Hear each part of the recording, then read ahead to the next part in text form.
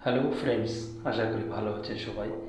পণপ্রথার শিকার হলো কীভাবে আইনি পদক্ষেপ নেব? এটা সামাজিক ব্যাধি না, এ শুধুমাত্র কোনো বিজ্ঞাপনী লাইন নয়, আদতে বহু বছর ধরে চলে আসা এক নির্মম বাস্তব। 2024-এ দাঁড়িয়ে বিয়ের ধরন বদলেছে, আধুনিক হয়েছে দাম্পত্য। পণ বা যৌতুক চাওয়া যা হয় এখন নানা কথার মাঝে, শুধু বিয়ের আগে নয়, বিয়ের পরেও সম্পর্ক টিকিয়ে রাখার জন্য পণ চাওয়া হচ্ছে। যিনি ভুক্তভোগী, তার কাছে আইনের কী সমাধান রয়েছে তা আমরা এখন জানতে পারবো একে একে। এই সামাজিক ব্যাধি দূর করার জন্য বেসরকারি চেষ্টা এগিয়ে হবে নাগরিককে। প্রথমে জেনে নেওয়া দরকার, হিন্দু বিয়েতে বা বিয়ের সময়, বিয়ের আগে বা বিয়ের পরে যদি দেখা যায় বিয়ের উপহার হিসেবে কোনো অর্থমূল্য ধার্য হচ্ছে, অর্থাৎ নির্দিষ্ট পরিমাণ অর্থমূল্য দিলে তবে বিয়ে হবে, সেটা আইনের পণ হিসেবে ধার্য হবে। সেটা অনেক সময় বিয়ের আগেও হতে পারে, আবার বিয়ের পরেও হতে পারে।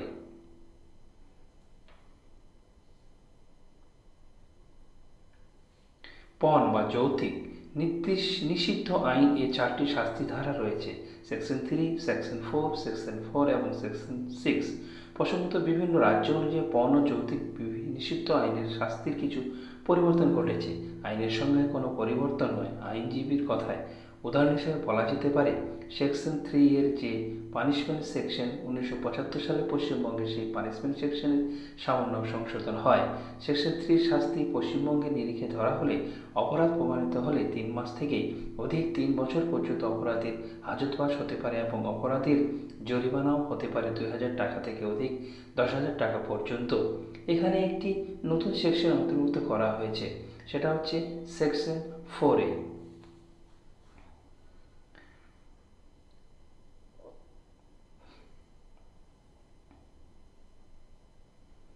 এই যৌতুক নিয়ে এবং বিয়ে, এটা আমরা আমাদের এই সমাজে বিভিন্নভাবে আমরা দেখতে পাচ্ছি এবং এর মাত্রা প্রচুর পরিমাণে বেড়ে চলেছে।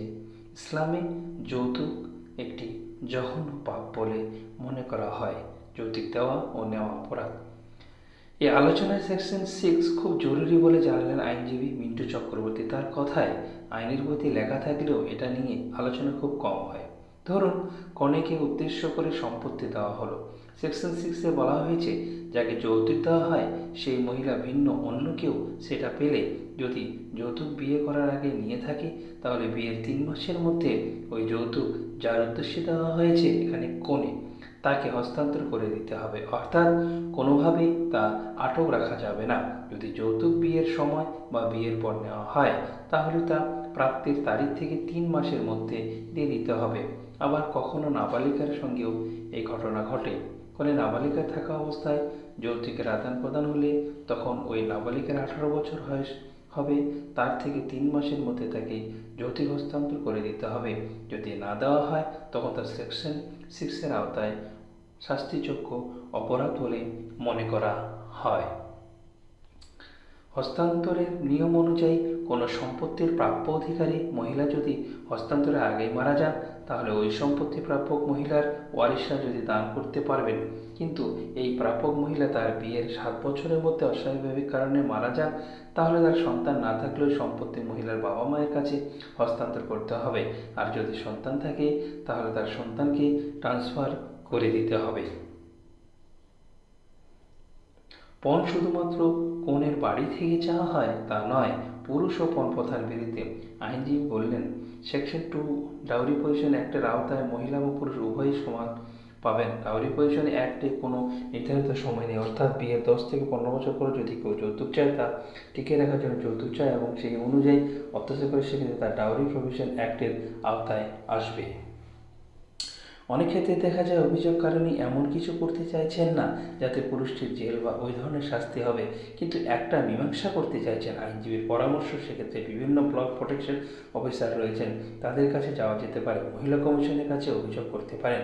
এসব জায়গায় দুজনকে বসিয়ে একটা আলোচনা সাপেক্ষে মীমাংসা করা যেতে পারে। তাছাড়াও ভুক্তভোগীরা স্থানীয় প্রশাসনের কাছে এই বিষয়ে অভিযোগ জানাতে পারেন। তবে সবথেকে বড় বিষয় প্রমাণ। আইন প্রমাণ ছাড়া অপরাধীর শাস্তি বিধানে অপারগ। আইনজীবীর মতে বেশিরভাগ ক্ষেত্রেই যে যৌতুক চাওয়া হয় সেটা তো লিখিত নয়, চার দেওয়ালের মধ্যে ঘরোয়া পদ্ধতি ঘটনাটি ঘটে। এখন সোশ্যাল মিডিয়া, মোবাইল, এসএমএস বা হোয়াটসঅ্যাপে চ্যাট থাকে, কিন্তু যৌতুক চেয়েছিল কিনা তা বেশিরভাগ ক্ষেত্রেই প্রমাণ করা কঠিন হয়ে পড়ে। যদি দেখা যায় অনলাইন টাকা ট্রান্সফার হচ্ছে, সেক্ষেত্রে সেটা প্রমাণ হিসেবে দেখতে পারে। তাছাড়া কোনো ব্যক্তি মহিলা এই যৌতুক অত্যাচারের জন্য মারা যান, তাহলে তার সেকশন 83 এবং 23 আওতায় যৌতুকের ফলে মৃত্যু ঘটেছে বলে ধরে নেওয়া হয়।